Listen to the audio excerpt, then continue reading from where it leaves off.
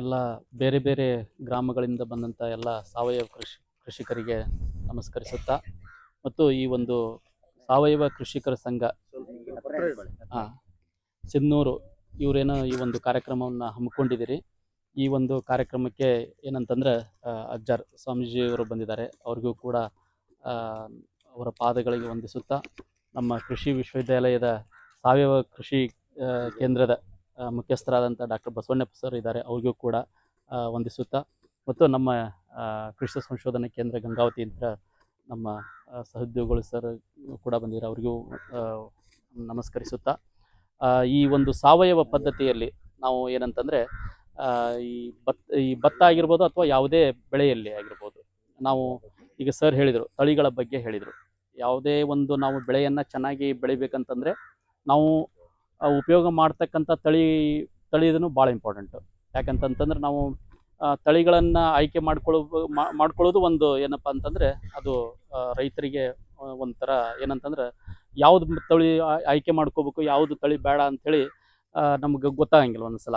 ಆದರೆ ಏನಾಗುತ್ತೆ, ನಮ್ಮ ಮಾರ್ಕೆಟ್ನೊಳಗೆ ಯಾವುದು ಚೆನ್ನಾಗಿ ಈಗ ಬೆಲೆಯನ್ನು ಕೊಡ್ತಾ ಇರುತ್ತೆ ಅದನ್ನು ನಾವು ತಗೊಂಡು ಆ ಒಂದು ಬೇಸಾಯವನ್ನು ಮಾಡ್ತಾ ಇರ್ತೇವೆ. ಈ ಒಂದು ಇಂಥ ಸಂದರ್ಭದೊಳಗೆ ಏನಾಗುತ್ತೆ ಅಂತಂದರೆ ನೀವು ತಳಿಗಳ ಆಯ್ಕೆ ಮಾಡ್ಕೊತೀರಾ. ಏನಂತಂದರೆ ನೀರಂತರೂ ಈ ಭಾಗದಲ್ಲಿ ನೀರಿನ ಸಮಸ್ಯೆ ಏನಿಲ್ಲ ನಿಮಗೆ. ಈ ಥರ ಇದ್ದಾಗೂ ಕೂಡ ಏನಾಗುತ್ತೆ ಅಂತಂದರೆ ನಮ್ಮ ಬೆಳೆಯಲ್ಲಿ ಸಾಕಷ್ಟು ನಾವು ಪರಿಣಾಮಗಳು ಅಂದರೆ ಏನು ನ್ಯೂನತೆಗಳು ಇದ್ದೇ ಇರ್ತಾವೆ. ಯಾಕಂತಂದ್ರೆ ಈ ಬೆಳೆಯಲ್ಲಿ ಕೀಟಗಳು ಬರ್ತಾವೆ. ನೀವು ನೋಡಿರ್ಬೇಕು ಅನಿಸ್ತದೆ, ಲಾಸ್ಟ್ ಒಂದು 2-3 ವರ್ಷದಿಂದ ನಮ್ಮ ಭತ್ತದೊಳಗೆ ಕನೆ ಹುಳದ ಸಮಸ್ಯೆ ಜಾಸ್ತಿ ಆಗ್ತಾ ಇದೆ. ಮೊದಲು ಇದ್ದಿದ್ದಿಲ್ಲ ಇದು. ಮೊದಲು ಏನಂತಂದರೆ ಇತ್ತು, ಕಡಿಮೆ ಪ್ರಮಾಣದಲ್ಲಿತ್ತು. ಆದರೆ ಈಗೇನಂತಂದ್ರೆ ಬರ್ತಾ ಈ ಒಂದು ಕೀಟದ ಸಮಸ್ಯೆ ಜಾಸ್ತಿ ಆಗ್ತಾ ಇದೆ. ಅದಕ್ಕೆ ಹಲವಾರು ಕಾರಣಗಳು ಇರ್ಬೋದು. ಏನಪ್ಪ ಅಂತಂದರೆ ವಾತಾವರಣದಲ್ಲಿ ಆಗ್ತಕ್ಕಂಥ ಬದಲಾವಣೆ ಆಗಿರ್ಬೋದು, ಅಥವಾ ನಾವು ಮೊದಲು ಏನಂತಂದ್ರೆ ಔಷಧಗಳನ್ನು ಬ್ರಾಡ್ ಸ್ಪೆಕ್ಟ್ರಮ್ ಇನ್ಸೆಕ್ಟಿಸೈಡ್ಸ್ ಅಂತ ಕರಿತೀವಿ. ಅಂದರೆ ಈಗ ಒಂದು ಔಷಧ ಒಂದು ಏನು ಕಾರ್ಬೋಫ್ಯುರಾನ್ ಗುಳಿಗೆ ಹಾಕಿಬಿಟ್ರೆ ಕಾಂಡ ಕೊರಕ ಎಲ್ಲ ಕಂಟ್ರೋಲ್ ಆಗ್ತಾ ಇದ್ವು. ಕಾಂಡ ಕೊರಕಕ್ಕಂತ ಹಾಕ್ತಿದ್ವಿ, ಅದು ಆವಾಗ ಗಾಲ್ಮಿಜ್ಜು ಕಡಿಮೆ ಆಗ್ತಾ ಇತ್ತು, ಬೇರೆ ಬೇರೆ ಹುಳುಗಳು ಕೂಡ ಕಡಿಮೆ ಆಗ್ತಾ ಇತ್ತು. ಆದರೆ ಇತ್ತೀಚಿನ ಮಾರ್ಕೆಟ್ನಲ್ಲಿ ಏನಾಗ್ತಾ ಇದೆ, ಈಗ ಪರ್ಟಿಕ್ಯುಲರ್ ಕಾಂಡ ಕೊರಕಕ್ಕೆ ಈಗ ನಾವು ಸಾಮಾನ್ಯವಾಗಿ ನೋಡ್ರಿ, ಈಗ ಕಾಂಡ ಕೊರಕಕ್ಕೆ ಅಂದ್ರೆ ನಾವು ಫರ್ಟೇರಾ ಗುಳಿಗೆ ಹಾಕಿಬಿಡ್ತೀವಿ, ಫರ್ಟೇರಾ. ಆದರೆ ಅದೇ ಒಂದು ಔಷಧ ಬೇರೆ ಹುಳುಗಳನ್ನು ಕಂಟ್ರೋಲ್ ಮಾಡಲ್ಲ. ಅದು ಮೊದ್ಲಕ್ಕೆ ಹಂಗಿದ್ದಿದ್ದಿಲ್ಲ. ಫೋರೇಟು, ಇವು ಕಾರ್ಬೋಫ್ಯುರಾನ್, ಇವೆಲ್ಲ ಏನಂತಂದ್ರೆ ಅವು ಆ ಔಷಧ ಹಾಕಿಬಿಟ್ರೆ ಆ ಹಂತದಲ್ಲಿ ಬರ್ತಕ್ಕಂಥ ಎಲ್ಲ ಕೀಟಗಳನ್ನು ಸಾಯಿಸ್ತಾ ಇದ್ವು. ಆದರೆ ಏನಾಗ್ತದೆ, ಈ ಔಷಧಗಳ ಬಳಕೆ ಜಾಸ್ತಿ ಆಗಿರೋದ್ರಿಂದ ಏನಾಗ್ತಾ ಇದೆ, ನಮ್ಮಲ್ಲಿ ಆರೋಗ್ಯದ ಸಮಸ್ಯೆ. ಈ ಕೀಟನಾಶಕ ಆಗಿರ್ಬೋದು ಅಥವಾ ಗೊಬ್ಬರ ಬಳಕೆ ಜಾಸ್ತಿ ಆಗಿರೋದ್ರಿಂದ ಏನಾಗ್ತಾ ಇದೆ, ಈ ಮಣ್ಣು ಆ ಒಂದು ಅಂಶ, ಆ ಒಂದು ಏನು ಕೀಟನಾಶಕ ಆಗಿರ್ಬೋದು ಅಥವಾ ಈ ಗೊಬ್ಬರದ ಅಂಶ ನಮ್ಮ ಭೂಮಿಯೊಳಗೆ ಜಾಸ್ತಿ ಆಗಿ ಅಥವಾ ನಮ್ಮ ಬೆಳೆಯಲ್ಲಿ ಜಾಸ್ತಿ ಆಗಿ ಏನಾಗ್ತಾ ಇದೆ, ಈ ರೆಸಿಡ್ಯೂ ಪ್ರಾಬ್ಲಮ್ ಬರ್ತಾ ಇದೆ. ರೆಸಿಡ್ಯೂ ಅಂತಂದರೆ ಈ ಭತ್ತದಲ್ಲಿ ಮೇವಿನೊಳಗೆ ಆಗಲಿ ಅಥವಾ ಈ ಅಕ್ಕಿ ಒಳಗೆ ಸಾಕಷ್ಟು ಪ್ರಮಾಣದಲ್ಲಿ ನಾವು ಕೀಟನಾಶಕಗಳನ್ನು ಅಥವಾ ಏನು ರೋಗನಾಶಕಗಳನ್ನು ನಾವು ಕಾಣ್ತಾ ಇದೆ. ಹಾಗಾಗಿ ಏನಪ್ಪ ಅಂತಂದರೆ ನಮ್ಮ ಭಾರತದಿಂದ ಯುರೋಪಿಯನ್ ಕಂಟ್ರೀಸ್ಗೆ ಹೋಗ್ತಾ ಇತ್ತು ಅಕ್ಕಿ, ಅದು ಏನಾಗ್ತಾ ಇದೆ, ನಿಮ್ಮ ಅಕ್ಕಿ ಒಳಗೆ ಏನು ಇದ್ರದ್ದು ಅಂಶ ಜಾಸ್ತಿ ಆಗಿದೆ ಅಂಥೇಳಿ ಹೊಳ್ಳಿ ವಾಪಸ್ ಬರ್ತಕ್ಕಂಥ ಕೆಲವೊಂದಿಷ್ಟು ಉದಾಹರಣೆಗಳು ಬಂದಿದ್ದಾವೆ. ಇರದೇ ಇರ್ಬೋದು, ಆದರೆ ಆಂಧ್ರದೊಳಗೆ ಏನು ಅಕ್ಕಿಗಳನ್ನು ಬೆಳೀತಾ ಇದ್ದಾರೆ, ಅಲ್ಲಿ ಭಾಳಷ್ಟು ಔಷಧಗಳನ್ನು ಬಳಸೋದ್ರಿಂದ ಏನಾಗ್ತಾ ಇದ್ರೆ ಅಲ್ಲಿ ಭತ್ತ ಕೂಡ ವಾಪಸ್ ಬರ್ತಾ ಇದೆ. ಬಂಧುಗಳೇ, ಮತ್ತೆ ಅದನ್ನ ಯಾರು ತಿಂತಾ ಇದ್ದಾರೆ? ನಾವೇ ತಿಂತಾ ಇದ್ದೇವೆ, ಹೌದಿಲ್ರಿ? ಅಲ್ಲಿ ರಿಜೆಕ್ಟ್ ಆದ್ಮೇಲೆ ಬಂದ್ಮೇಲೆ ಅದನ್ನ ನಾವೇ ತಿನ್ಬೇಕು. ಹಂಗಾಗಿ ಏನಾಗ್ತಾ ಇದೆ, ನಮ್ಮ ಈಗ ಏನು ರೇಷನ್ ಮೂಲಕ ಆಗಿರ್ಬೋದು ಅಥವಾ ಇದನ್ನ ನಮ್ಮ ಜನರಿಗೆ ಕೊಡ್ತಾ ಇರೋದ್ರಿಂದ ಏನಾಗ್ತಾ ಇದೆ, ಆರೋಗ್ಯದ ಸಮಸ್ಯೆಗಳು ಜಾಸ್ತಿ ಆಗ್ತಾ ಇದೆ. ಈಗ ನೀವು ಇತ್ತಿತ್ತಲಾಗಿ ನೋಡಿದಾಗ ಸಾಕಷ್ಟು ರೋಗಗಳು ನೀವು ನೋಡಿರ್ಬೇಕು. ಈಗ ಹಳ್ಳಿ ಅಥವಾ ತಾಲೂಕು ಮಟ್ಟದೊಳಗೂ ಕೂಡ ಮಲ್ಟಿ ಸ್ಪೆಷಾಲಿಟಿ ಹಾಸ್ಪಿಟಲ್ ಆಗ್ತಾ ಇದಾವೆ. ಯಾಕಂತಂದ್ರೆ ಅಂಥ ರೋಗಗಳು ಕೂಡ ಜಾಸ್ತಿ ಆಗ್ತಾ ಇದಾವೆ. ಹಾಗಾಗಿ ಏನಪ್ಪ ಅಂತ ಅದಕ್ಕೆ ತಕ್ಕಂತೆ ಸೌಲಭ್ಯಗಳನ್ನು ಒದಗಿಸೋದು ಒಂದು ಅವಶ್ಯಕತೆ ಇರೋದ್ರಿಂದ ಕೂಡ ಹಾಸ್ಪಿಟಲ್ ಕೂಡ ಜಾಸ್ತಿ ಆಗ್ತಾ ಇದೆ. ಹೀಗಾಗಿ ಏನಂತಂದ್ರೆ ಇತ್ತೀಚಿನ ದಿನಗಳಲ್ಲಿ ಏನಾಗ್ತಾ ಇದೆ ಅಂತಂದ್ರೆ ನಾವು ಸಾವಯವ ಒಂದು ಕೃಷಿಗೆ ಹೋಗ್ಬೇಕಾಗಿದೆ. ಮೊದಲೇಕೆಲ್ಲ ನಮ್ಮ ಹಿರಿಯರೆಲ್ಲ ಏನು ಮಾಡ್ತಾ ಇದ್ರು, ಸಾವಯವ ಕೃಷಿಕೇನೆ ಮಾಡ್ತಾ ಇದ್ರು. ಸುಮಾರು ಏನಪ್ಪ ಅಂತಂದ್ರೆ ಈ ಹಸಿರು ಕ್ರಾಂತಿ ಆದಮೇಲೆ ಏನಾಯ್ತು, ಅವಾಗಿಂತ ಏನಂತಂದ್ರೆ ನಮ್ಮ ಬೆಳೀತಕ್ಕಂಥ ಜನಸಂಖ್ಯೆಗೆ ಅನುಗುಣವಾಗಿ ನಾವು ಆಹಾರವನ್ನು ಉತ್ಪಾದನೆ ಮಾಡಬೇಕಾಗಿತ್ತು.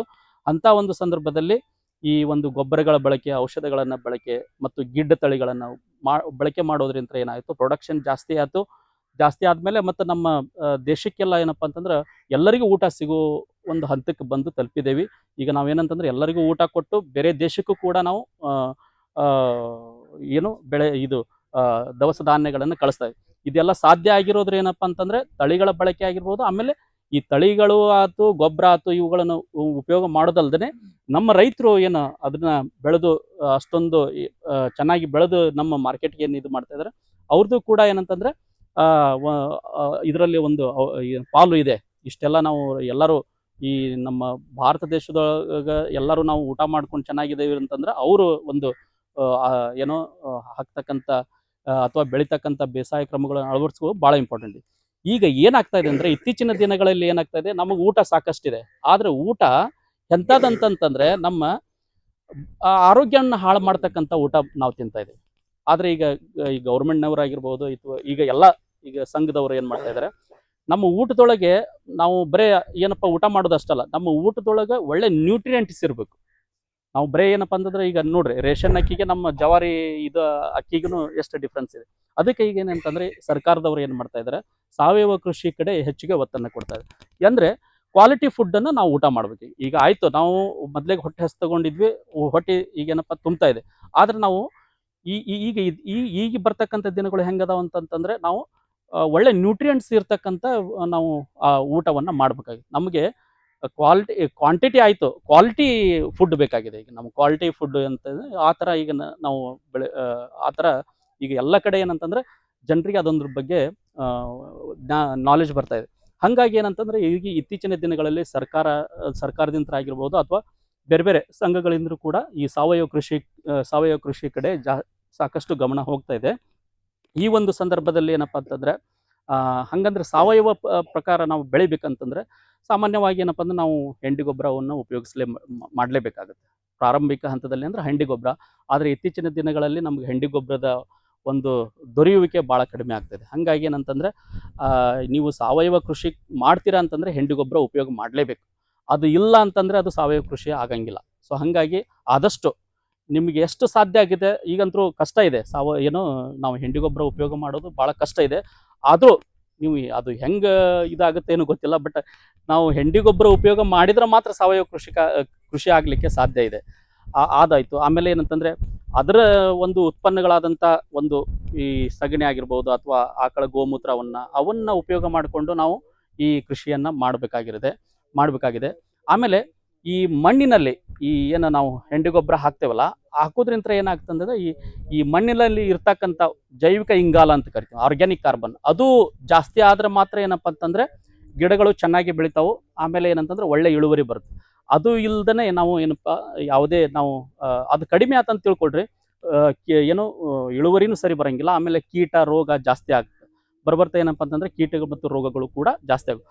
ಅವುಗಳನ್ನು ನಿಯಂತ್ರಣ ಮಾಡಲಿಕ್ಕೆ ನಾವು ಔಷಧಗಳು ಇದಾವೆ. ಆದರೆ ಸಾವಯವ ಪದ್ಧತಿಯಲ್ಲಿ ನಾವು ಔಷಧಗಳನ್ನು ತಗೊಂಡಾಗ ಏನಾಗುತ್ತೆ, ಮತ್ತೆ ಬೇವಿನ ಎಣ್ಣೆಯನ್ನು ಅಥವಾ ಬೇರೆ ಬೇರೆ ಥರದ ಕೆಲವೊಂದಿಷ್ಟು ಈಗ ಸಾವಯವ ಸಂಸ್ಥೆಯಿಂದ ಕೆಲವೊಂದಿಷ್ಟು ಈ ಟ್ರೈಕೋಡರ್ಮಾ ಅಂತ ಹೇಳ್ಕೊಡ್ತಾರೆ, ಸೂಡೋಮೋನಾಸ್, ಅವೆಲ್ಲ ಏನಂತಂದರೆ ಮಣ್ಣಿನೊಳಗೆ ಇದ್ದಿದ್ವಿ. ಅವು ಏನಾಗ್ತಾ ಇದೆ ಅಂತಂದ್ರೆ ಮಣ್ಣಿನಲ್ಲಿ ನಾವು ಗೊಬ್ಬರ ಅವೆಲ್ಲ ಉಪಯೋಗ ಮಾಡಿ ಅವುಗಳ ಸಂಖ್ಯೆ ಕಡಿಮೆ ಆಗಿದೆ. ಅವುಗಳ ಸಂಖ್ಯೆ ಜಾಸ್ತಿ ಮಾಡೋದ್ರಿಂದ ಏನಂತಂದರೆ ನಾವು ಈ ರೋಗ ನಿರೋಧಕ ಶಕ್ತಿಯನ್ನು ನಾವು ಆ ಬೆಳೆಯಲ್ಲಿ ಕೊಡಬೇಕಾಗಿದೆ. ಆ ಒಂದು ಸಂದರ್ಭದಲ್ಲಿ ಈಗ ಏನಾಗ್ತಾ ಇದೆ, ನಮ್ಮ ಬೆಳೆಗೆ ನಾವು ಮೊದಲು ಏನಪ್ಪ ಅಂತಂದ್ರೆ ಆದಷ್ಟು ನಾವು ಈ ಬೇವಿನ ಹಿಂಡಿ ಆಗಿರ್ಬೋದು ಅಥವಾ ಬೇವಿನ ಕಷಾಯವನ್ನು ಉಪಯೋಗ ಮಾಡಿದರೆ ನಾವು ಕೆಲವೊಂದಿಷ್ಟು ಕೀಟಗಳನ್ನು ಕಂಟ್ರೋಲ್ ಮಾಡ್ಬೋದಾಗಿದೆ. ಆದರೆ ಈ ಬೇವಿನ ಎಣ್ಣೆಯನ್ನು ಅಥವಾ ಬೇವಿನ ಮೂಲದ ಔಷಧಗಳನ್ನು ಉಪಯೋಗ ಮಾಡೋದು ಹೆಂಗಂತಂದರೆ ನಾವು ಕೀಟ ಬಂದಾಗ ಉಪಯೋಗ ಮಾಡಿದರೆ ಇದರಿಂದ ಕಂಟ್ರೋಲ್ ಆಗಲ್ಲ. ಇದೇನಂತಂದರೆ ಕೀಟ ಬರೋದಕ್ಕಿಂತ ಮುಂಚೆನೇ ನಾವು ಏನಪ್ಪ ಅಂತಂದರೆ ಇದನ್ನು ನಾವು ನಮ್ಮ ಹೊಲದಲ್ಲಿ ಈ ಬೇವಿನ ಹಿಂಡಿಯನ್ನು ಈ ಸಸಿ ಮಡಿಗೆ ಸಾಮಾನ್ಯವಾಗಿ ಏನಂತಂದ್ರೆ ನಾವು ಬೇವಿನ ಹಿಂಡಿಯನ್ನು ನಮ್ಮ ಸಸಿ ಮಡಿಗೆ ಹಾಕೋದ್ರಿಂದ ಏನಂತಂದರೆ ಈಗ ಮುಂದೆ ಬರ್ತಕ್ಕಂಥ ಗಾಲ್ಮಿಜ್ ನೋಡ್ರಿ, ಗಾಲ್ಮಿಜ್ಜು ಈಗ ಲಾಸ್ಟ್ ಟೈಮ್ ಎಷ್ಟು ಯಾರು ಲೇಟಾಗಿ ನೀವು ಬಿತ್ತನೆ ಮಾಡಿದಿರಲ್ಲ ಅಥವಾ ಸಸಿ ಹಚ್ಚಿದಾರಲ್ಲ ಅವರಿಗೆ ಏನಪ್ಪ ಅಂತಂದ್ರೆ ಎಷ್ಟೋ ಈ ಗಾಲ್ಮಿಜ್ಜು ಬಂದು ಎಷ್ಟೋ ಇಳುವರಿ ಕಡಿಮೆ ಆಗಿಬಿಡ್ತು. ಆಮೇಲೆ ಅದು ಏನಪ್ಪ ಅಂತಂದ್ರೆ ಸಸಿ ಮಡಿಗೆ ಕೂಡ ಬಂತದು. ಯಾಕಂತಂದ್ರೆ ಕಟಾವು ಮಾಡಿದ ಮೇಲೆ ಹುಳ ಎಲ್ಲಿ ಹೋಗ್ಬೇಕ್ರಿ, ಅದು ಮತ್ತೆ ಸಸಿ ಮಡಿಗೆ ಬಂದ್ಬಿಡ್ತು. ಹಾಗಾಗಿ ಸಸಿ ಮಡಿಯೊಳಗೂ ಕೂಡ ಎಷ್ಟೊಂದು ಗಾಲ್ಮಿಜ್ಜು ಸಮಸ್ಯೆ ಭಾಳ ಇದಾದ. ಅದಕ್ಕೇನಂತಂದ್ರೆ ಸರ್ವೆ ಮಾಡಿಸಿ ಮತ್ತೆ ಹೈದರಾಬಾದಿಂದ ಸೈಂಟಿಸ್ಟ್ ಅವ್ರನ್ನೆಲ್ಲ ಕರೆಸಿ ಕೆಲವೊಂದಿಷ್ಟು ಎಲ್ಲ ಪೇಪರ್ನಲ್ಲಿ ಅದ್ರ ಬಗ್ಗೆ ಮಾಹಿತಿ ಅಂದರೆ ಈಗ ಇಮ್ಮಿಡಿಯೇಟ್ ಕಂಟ್ರೋಲ್ ಮಾಡಬೇಕಪ್ಪ ಅಂತಂದರೆ ಯಾವ ಔಷಧಿಗಳನ್ನು ಬಳಸಬೇಕು ಅಂಥೇಳಿ ಎಲ್ಲ ಒಂದು ಪೇಪರ್ನಲ್ಲಿ ಕೂಡ ಮಾಹಿತಿಯನ್ನು ಕೊಡಿಸಿದ್ವಿ. ಅದ್ರ ಪ್ರಕಾರ ರೈತರು ಕೂಡ ಸಸಿ ಮಡಿಯೊಳಗೆ ಅದನ್ನು ಯಾವ ಥರ ಕಂಟ್ರೋಲ್ ಮಾಡ್ಬೇಕಂತೇಳಿ ಸಾಕಷ್ಟು ಒಂದು ಸಲ ಇಲ್ಲ 2 ಸಲ ಇಲ್ಲ ಔಷಧಗಳನ್ನು ಸಿಂಪರಣೆ ಮಾಡಿ ಅದನ್ನು ಕಂಟ್ರೋಲ್ ಮಾಡಿ ಇವತ್ತು ಇವ್ರು ಹೇಳ್ದಂಗೆ ಆಲ್ಮೋಸ್ಟ್ ಎಕರೆಗೆ ಎಲ್ಲರೂ ಆಲ್ಮೋಸ್ಟ್ ಅಂದರೆ ಆನ್ ಎನ್ ಎವರೇಜ್ 45ರಿಂದ 50 ಚೀಲ ಏನಪ್ಪ ಅಂತಂದರೆ ಇವತ್ತು ಇಳುವರಿ ಬರಲಿಕ್ಕೆ ಸಾಧ್ಯ ಆಗಿದೆ. ಆದರೆ ನಾವು ಔಷಧಗಳ ಮೇಲೆ ಅವಲಂಬನೆ ಆಗೋದನ್ನು ನಾವು ಕಡಿಮೆ ಮಾಡ್ಕೊತ ಹೋದಲ್ಲಿ ಮಾತ್ರ ಏನಾಗುತ್ತೆ, ಖರ್ಚನ್ನು ಕಡಿಮೆ ಆಗುತ್ತೆ. ಆಮೇಲೆ ನಾವು ಒಳ್ಳೆಯ ರೀತಿಯ ಆಹಾರವನ್ನು ಕೂಡ ಬೆಳಿಬೇಕಾಗುತ್ತೆ. ಸೊ ಅದಕ್ಕೆ ಏನಂತಂದರೆ ನಾ ಹೇಳಿದ್ನಲ್ಲ ಬೇವಿನ ಮೂಲದ ಒಂದು ಔಷಧಗಳನ್ನು ಬಳಸೋದಾಗಿರ್ಬೋದು. ಮೊದಲು ಏನಂತಂದರೆ ಈ ರೆಸಿಸ್ಟೆಂಟ್ ವೆರೈಟೀಸ್ ಅಂತ ಕರಿತೀವಿ, ನಿರೋಧಕ ತಳಿಗಳನ್ನು ಬಳಸೋದು. ಈಗೇನಂತಂದರೆ ಅದಕ್ಕೆ ಏನಂತಂದ್ರೆ ಈಗ ಕೇಂದ್ರ ಸರ್ಕಾರದವರು ರೈತರಲ್ಲಿ ಇರ್ತಕ್ಕಂಥ ಬೇರೆ ಬೇರೆ ಲೋಕಲ್ ಒಳಗೆ ಏನು ಬೆಳಿತಾರಲ್ಲ ಅಂಥ ತಳಿಗಳನ್ನು ಏನಂತಂದ್ರೆ ತಂದು ರಿಜಿಸ್ಟ್ರೇಷನ್ ಮಾಡಿಸ್ರಿ ಅಂತೇಳಿ ನಮ್ಮ ಮೀಟಿಂಗ್ ಒಳಗೆಲ್ಲ ಹೇಳ್ತಿರ್ತಾರೆ. ರೈತರ ಕಡೆ ಯಾವ್ಯಾವ ತಳಿ ಇದಾವೆ ಈಗ ಸರ್ ಹೇಳಿದ್ರು ಚಿತ್ತಿ ಮುತ್ಯಾಲು ನೋಡ್ರಿ, ಅವು ಏನಂತಂದ್ರೆ ಆ ತಳಿ ಒಳಗೆ ಅದ್ರದ್ದೇ ಆದಂಥ ಕೆಲವೊಂದಿಷ್ಟು ಕ್ಯಾರೆಕ್ಟರ್ಸ್ ಇರ್ತವೆ. ಈಗ ಸರ್ ಹೇಳಿದ್ರು ಚಿತ್ತಿ ಮುತ್ಯಾಲು ಅದ್ರೊಳಗೆ ಜಿಂಕ್ ಜಾಸ್ತಿ ಇದೆ. ಅಂಥವು ತಳಿಗಳನ್ನು ಏನು ಮಾಡ್ತಾ ಇದ್ದಾರೆ ಅಂದ್ರೆ ರಿಜಿಸ್ಟ್ರೇಷನ್ ಮಾಡಿಸ್ತಾ ಇದ್ದಾರೆ ಆಲ್ ಓವರ್